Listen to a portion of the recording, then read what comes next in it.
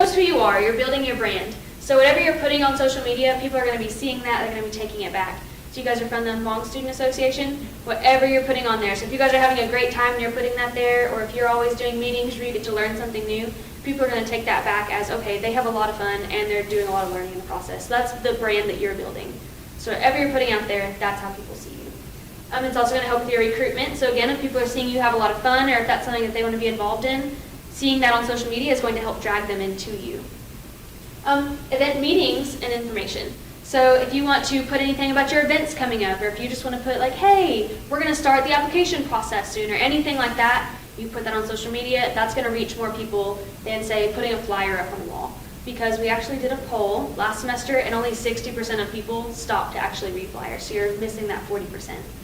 And then also, it's another great way to have communication.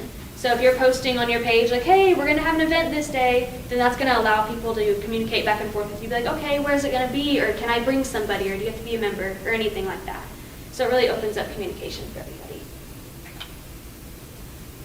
And one of my favorite quotes is, the best marketing doesn't feel like marketing. So if you guys are watching TV, say, and someone on the TV is like, hey, you guys are going to go buy this product because I said so.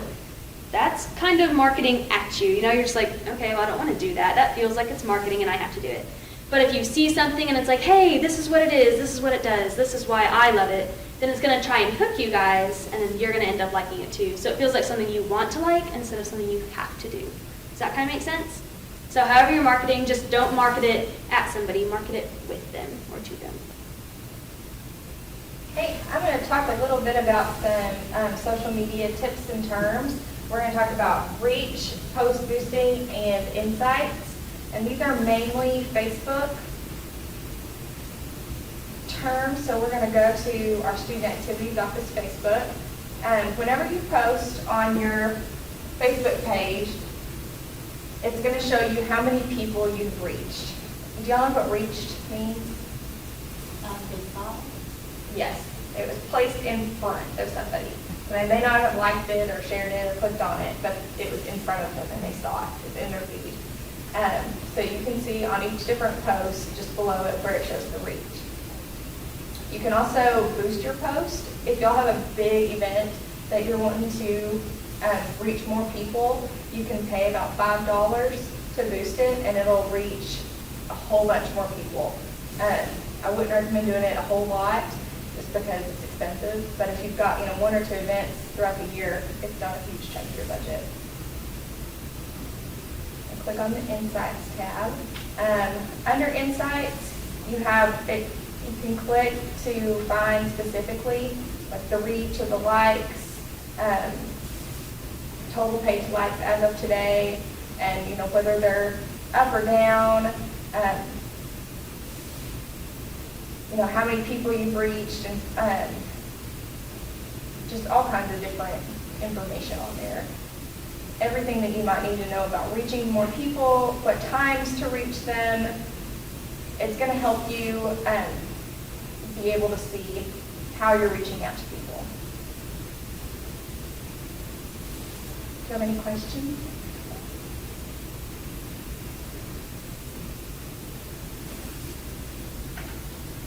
Okay, so earlier on our Kahoot, we asked a question on how many snaps are sent each minute. So this is just a little chart showing how many people are using what platform each minute of the day.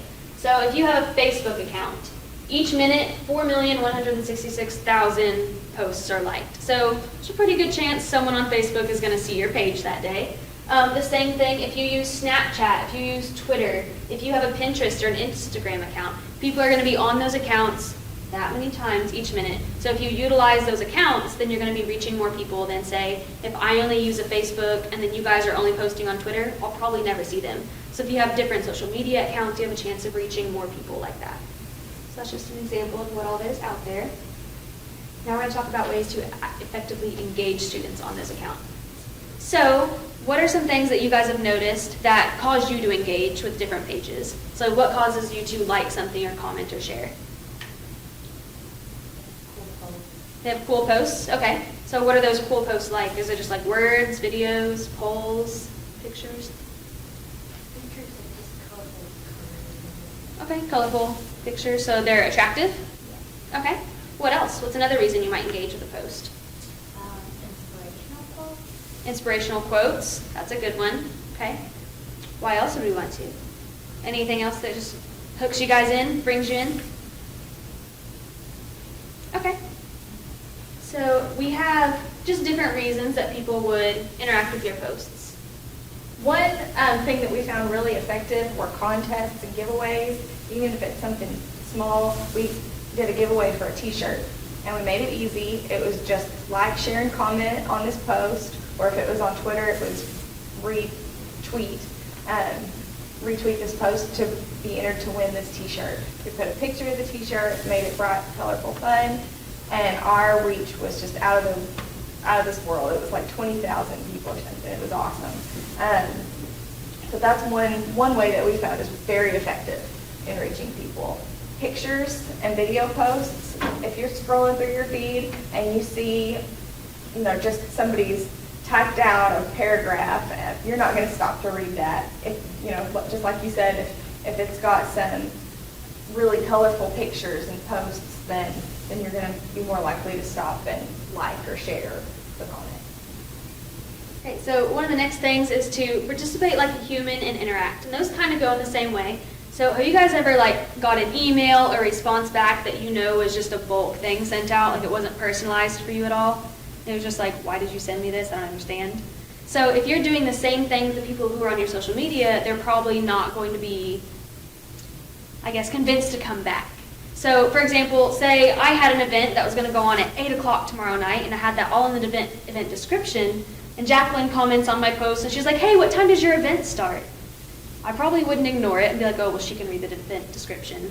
I'd comment back and be like, hey, Jacqueline, we're so excited you're coming to the event. Just so you know, it starts at 8 o'clock, da-da-da-da. So if you just personalize a message when you respond back to them, that's going to make them feel good, like, oh, they took the time to respond back to me.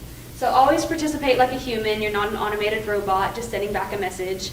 And that also ties into interacting. So if they're constantly commenting or they see people are commenting, like, hey, is there an entrance fee? Or how do I get a t-shirt? And there's never a response, that's not going to give them any hope on posting and hoping they're going to get a response back either. So make sure you're consistent in interacting back with your people who are interacting with you.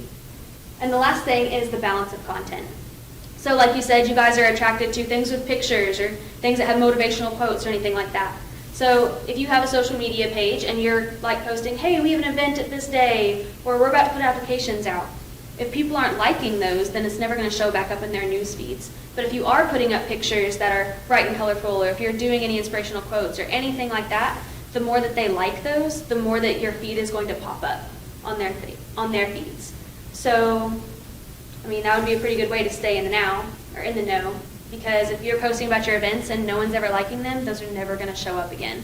But if you're posting things that they're going to consistently come back for, that's going to help them see everything else. We're going to talk about some marketing resources. So we can take a minute if y'all would like. We're going to go over some different resources that we have, Canva, Over, and Hootsuite. If y'all want to take a minute and download any of those, you definitely can. We use these three things mainly for all of the marketing that we do. We use Canva. Canva is great for making social media posts, especially if you're not, a graphic design whiz, or you don't want to spend hours in Photoshop trying to make something fun. They have a ton of templates that you can create. This picture on the right is different things that I've already created on there, and then this shows some of the other things that they offer to you, like the sunset. Just depending on whatever your event has going on, you can really customize it. You can change the font, the colors, the background. You can put your own picture in. If you have a picture from last year's event that you want to use to promote this year's event, it's really, really user-friendly, and there's a lot of free artwork on there. Some of it you do have to pay about $1 per image, but they have a lot of free artwork. And this is an iPhone app, right? Yes, this is an iPhone app, or you can access it on your desktop computer. Okay. This is Over. It's also an iPhone app, and it's strictly an app. So if you are out and you're wanting to post something on Instagram, if you're at an event and you want to post, take a picture of something at an event and put some really cool text on top of it, they have some free text and they have some free artwork as well. Like this shows the free daily artwork. Every day they switch out about 5 or 6 pieces of artwork that you can get for free. And some of them are, fun, like that says sometimes you win, sometimes you learn, and she's, laying on the ground. So they have, it's a great thing, especially for Instagram, if you're out and you just want to put some fun text on something really quickly. And this is Hootsuite. We use this to schedule posts for multiple websites. So if you have a Facebook and a Twitter and a YouTube account, you can schedule stuff to hit those accounts on a specific day at a specific time. So this shows the scheduled out posts, and then this shows our kind of the home page, and it shows if somebody mentions you. So if somebody's on Facebook or Twitter and they call out your organization by name, then it'll show up in your mentions. Okay, so we kind of showed you guys different platforms that we use, and then we want to give you guys the opportunity to kind of learn how to use those in the form of a contest. So our groups that came in this morning had created some just sample homecoming flyers using those two, the first 2 things that we talked to you about, which were over in Canva. I hope you guys learned something today. I hope you enjoyed it. Thanks for coming.